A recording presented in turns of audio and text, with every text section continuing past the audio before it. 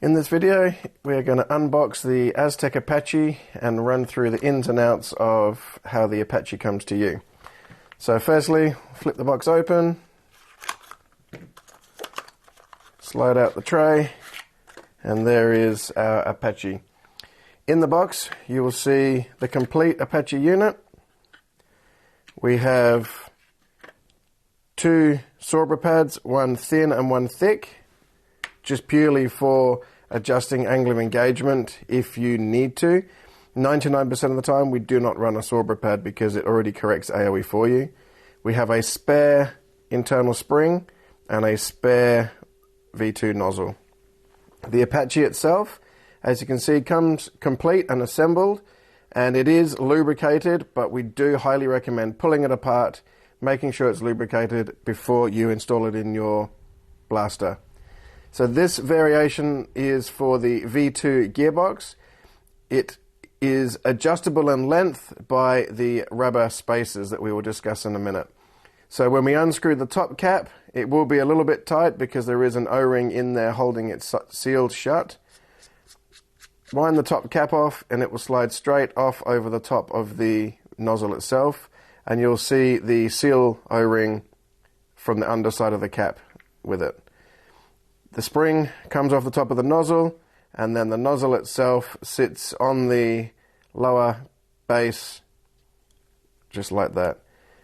The nozzle itself has an outer O-ring and an internal O-ring. So as far as the APACHE, as I said, we always want to make sure it's nicely lubricated. So we need to lubricate the spike on the lower base so that it has a nice lubricated seal on the inside there. The outer O-ring of the base seals on the inside of the cap in there.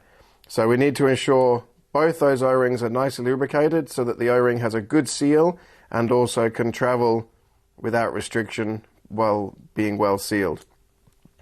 The internal spring sits on top of the base, and then the cap goes straight over the top with the O-ring in place.